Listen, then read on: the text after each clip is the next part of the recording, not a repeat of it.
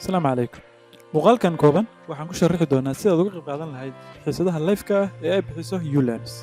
ugu horreyn, si aad uga qayb qaadatid xiisadaha live-ka ah waxaad u baahan tahay inaad ku jirtid gruupka saxda ee uu leeyahay levelkaagu. haddii aad tahay elementary, intermediate, advanced ama elite preparation, level kasta oo ay bixiso ULearns wuxuu leeyahay WhatsApp group gooni ah oo lagu sheergalayo linkiska iyo xogaha kale oo muhiimka ah kalaaskaas. Nambar 2, waxaa muhiim ah haddii aad ka isticmaalaysid Zoom-ka mobile inaad la soo degtid aabka Zoom Meeting. fadlan booqo Play Store-ka kadibna qaybta Search-ka ku qor Zoom. ama haddii aad isticmaalaysid Apple sidoo kaleeto App Store-ka ku qor Zoom Meeting. marka uu kuu soo dego aabku kadib waxaad ku soo laabanaysaa WhatsApp groupka.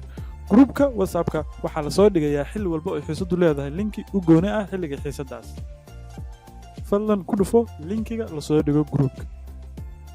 marka aad dooratid aabka Zoom-ka ah kadib fadlan meesha kuu soo baxaysa ku qor magacaaga saxda ah ee aad iska diiwaangelisay ULearns. intaas kadib si aad u maqashid codka macalinka bixinaya xiisadda ama maclimadda bixinaysa xiisadda ama conversation-ka dhex maraya ardayda ku jirta Zoom meeting-kaas, fadlan qaybta hoose ee mobilkaaga dooro Join Audio ama meesha ay ku taalo Join Audio ee hoose. markaad ku dhufatay fadlan dooro midka ugu sarreeya. tani waxay kuu saamaxaysaa inaad maqashid cod kasta oo ka dhex baxa Zoom meeting.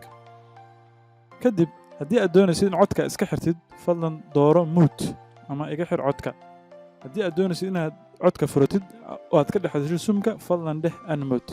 labadan option waxay kaa saacidayaan inaad codka xiratid ama aan la maqlin codkaaga ama codka dadka geesahaaga fadhiya markaad ku jirtid Zoom-ka.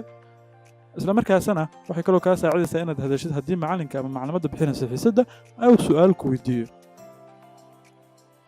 3, sidoo kaleeto si aad uga qayb qaadato qaybta writing-ka inta lagu guda jiro xiisadda live-ka ah fadlan dooro more haddii aad ka isticmaalaysid mobile kadibna kasii dooro chat.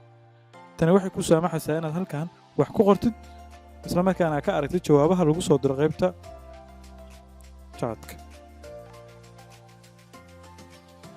sidoo kaleeto haddii aad ka isticmaalaysid computer dhammaan procedure-kan soo sheegay waa la mid.